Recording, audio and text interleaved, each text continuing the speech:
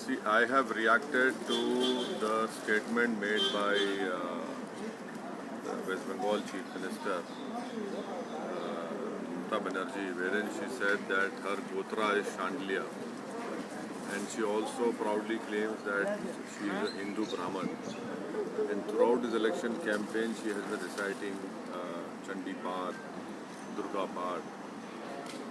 My reaction to her statement is that if she is saying that she belongs to an upper caste Brahman Hindu community and that too her Gotra is Chandelier, then where should Muslims and Dalits of West Bengal go?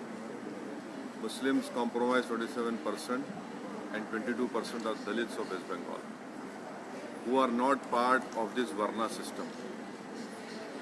That is why I condemn her statement, wherein she is claiming to be from an upper caste.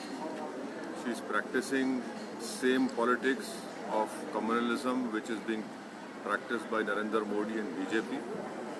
I don't find any difference between what she is saying in this election and in her election campaign and what BJP is doing.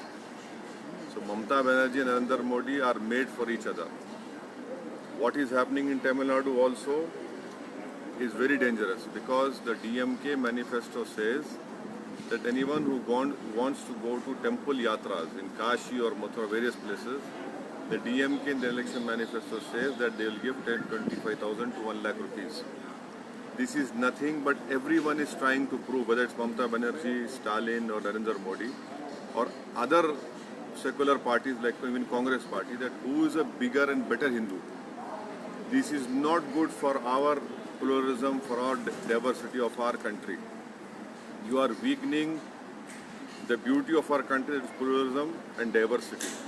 And the last important point is that if this sort of competition continues on who's a bigger Hindu, whether it's Narendra Modi or whether it's Mamata Banerjee or Rahul Gandhi or Stalin, then you mark my words, in future India's politics will become like Israeli political parties, which what is happening in Israel right now. Every political party in Israel has become more ultra-Israeli and right-wing. That day is not far when what is happening in Israel will be reflected in India's politics. That is why people should carefully exercise the right to vote. When it comes to these statements, it clearly shows the mindset of that particular leader, and they are taking every voter for a ride in the name of secularism, in the name of pluralism.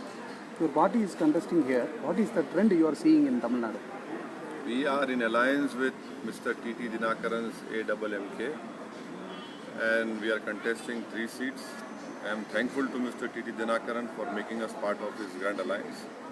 We are working hard for the victory of all the candidates, and I am sure that the people of Tamil Nadu, they are waiting for a third political alternative. People of Tamil Nadu are tired with ADMK because of their alliance with BJP. People of Tamil Nadu know that DMK is as opportunistic when they are in power, and that is why they require a third political formation. I am sure that in the leadership of Mr. T.T. Dinakaran, we will be successful, and I am sure that this time around the people of Tamil Nadu will bless us and vote for the AMK and other alliance partner candidates. The prediction says all the DMK will win the maximum seats in Tamil Nadu. Sir, no one knows, no one has knowledge of future. These are all predictions. The reality will be different, inshallah. Thank you. Thank you.